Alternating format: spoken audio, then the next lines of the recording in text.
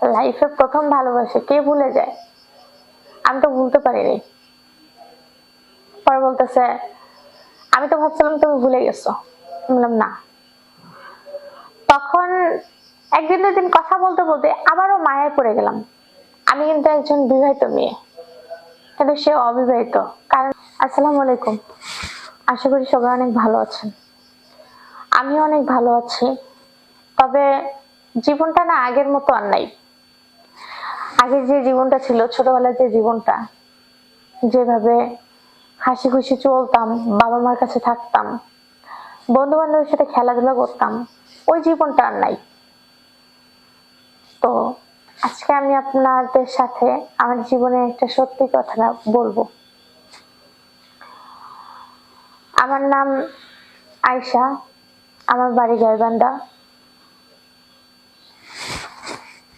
আমি আমার জীবনে একটা রিলেশন করছিলাম।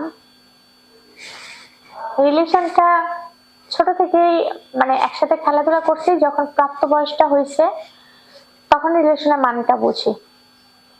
আমি তার সাথে কথাবার্তা বলি, আস্তে আস্তে কথাবার্তা বলতে বলতে তার সাথে একটা সম্পর্কে জড়ে যাই।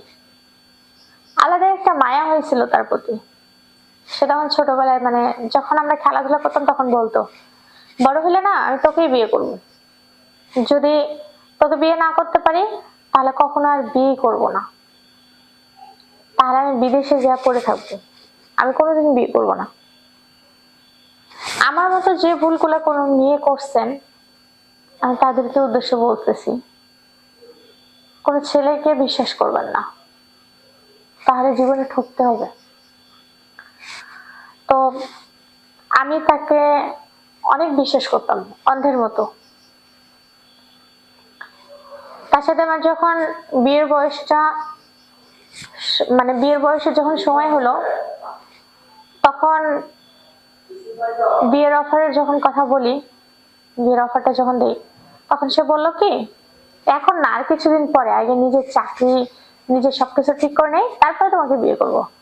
ঠিক আছে। আমিও অপেক্ষায় থাকলাম। আমি জানি যে বিয়ে করলে আমাকেই করবে, কিন্তু আমার ধারণাটা পুরোটাই ভুল। তার চাচাতো বোনকে সে যখন দেখলো, যখন তার চাচার অফার দিল যে আমি তোমাকে টাকা দেব বিদেশ যাওয়ার, তুমি আমার মেয়েকে বিয়ে করবা, সে সবকিছু ভুলে যে ওই মেয়েটাকে বিয়ে করলো। না, বিয়ে করে নাই, তবে বিয়ে ঠিক হয়েছে। আমি যখন তার কাছে ফোন দেই তখন বলে যে তুমি যদি বাঁচতে চাও, যদি আমাকে ছাড়া না বাঁচতে পারো, তাহলে আমার সাথে কথা বলতে পারো, কিন্তু আমি তোমাকে বিয়ে করতে পারবো না। তখন আমি বললাম, এটা কেমন ধরনের কথা বললা? তো আমি যেহেতু ছোটবেলা থেকে একটা সম্পর্ক তার সাথে ছিল, আমি তার মায়াটা কাইতে উঠতে পারতেছিলাম না, যার জন্য আমি এলাকা থেকে চলে আসি, ঢাকা শহরে আসি। আইসা খালামণির কাছে থাকি, এখানে পড়াশোনা চালাই। আস্তে আস্তে ভুলে যাওয়ার চেষ্টা করি, কিন্তু ভুলতে পারি না। যখন না ভুলতে পারি, নিজে নিজের ভিতরে একটা কেমন জানি মানে অস্থিরতা কাজ করে। তো হঠাৎ করে এখানে আমার খালামণি আমার বিয়ে ঠিক করে, আমাকে বিয়ে দিয়ে দেয়। বিয়ে দেওয়ার পরে আমি এখানে সংসার করি। আস্তে আস্তে ওর কথাটা আমি ভুলে যাই, কিন্তু অতটাও না, মাঝে মাঝে মনে হয়। তা আমি আমার সংসারে ভালোই ছিলাম অনেকদিন। ভালো থাকার পরে হঠাৎ একদিন আমার নানি মারা যায়। যাওয়ার পরে আমি বাড়িতে যাই। বাড়িতে যখন যাই, আবারও অনেক বছর পরে ওর সাথে আমার দেখা, প্রায় 7-8 বছর পর দেখা। দেখা হওয়ার পরে সে আমাকে দেখে বলে যে তুমি সংসার করছো না। আমি বললাম হ্যাঁ। বলতেছে আমার কথা কি ভুলে গেছো? আমি বললাম না, ভুলি নাই, তবে ভোলার চেষ্টা করি। লাইফে প্রথম ভালোবাসে কে ভুলে যায়? আমি তো ভুলতে পারিনি। পরে বলতেছে, আমি তো ভাবছিলাম তুমি ভুলে গেছো। বললাম না। তখন একদিন দুদিন কথা বলতে বলতে আবারও মায়ায় পড়ে গেলাম।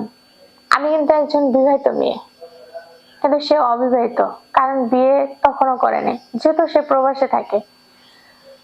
তার ইচ্ছা ছিল যে বিদেশ শেষ করে তারপরে এসে ওই মেয়েকে বিয়ে করবে। এর ভিতরে যখন তার সাথে আমার দেখা হলো, আমি যেন তার মায়ায় আবার পড়ে গেলাম। তাকে ছাড়া এক সেকেন্ডও থাকতে পারি না। তাকে আমি বললাম যে তুমি কি আমাকে বিয়ে করবা? কিন্তু আমি এটা ভুলে গেছিলাম যে আমি একটা বিবাহিত মেয়ে। একটা বিবাহিত মেয়েকে কখনো একটা অবিবাহিত ছেলে বিয়ে করে না। সে ক্ষণিকের একটু সুখের জন্য সে বলল কি যে আমি তোমাকে বিয়ে করতে চাই। আমিও রাজি হইলাম। রাজি হওয়ার পরে আমি তার কথাগুলো যখন শুনলাম, আস্তে ধীরে তার সাথে একদিন, দুদিন, 3 দিন একটা শারীরিক সম্পর্কের সাথে গেলাম। যাওয়ার পরে সে আমাকে একদিন, দুদিন বলার পরে এভাবে যখন সম্পর্কের সাথে যখন জড়ে গেলাম যখন আস্তে আস্তে সবাই জানলো, তখন সে আমাকে বললো যে আমি নাকি টাকার জন্য তার মায়ায় পড়ছি। তো যাক, আমার মতো ভুলগুলা কেউ করবেন না। স্বামীর সংসার রাইখা কখনো পরকীয়ার সাথে লিপ্ত হবেন না, হইলে পর্যন্ত আমার মতো অবস্থা হবে। এখন আমার সংসারও নাই, আর যে আমাকে সংসার থেকে বের করছে সেই মানুষটাও নাই। এখন আমি ঢাকা শহরে থাকি, চাকরি করি। যদি আমার এই সবকিছু জানার পরে কোনো ছেলে যদি আমাকে বিয়ে করতে চান, তাহলে অবশ্যই এই ভিডিওর নিচে শেয়ার অপশন আছে, আমার সাথে যোগাযোগ করবেন।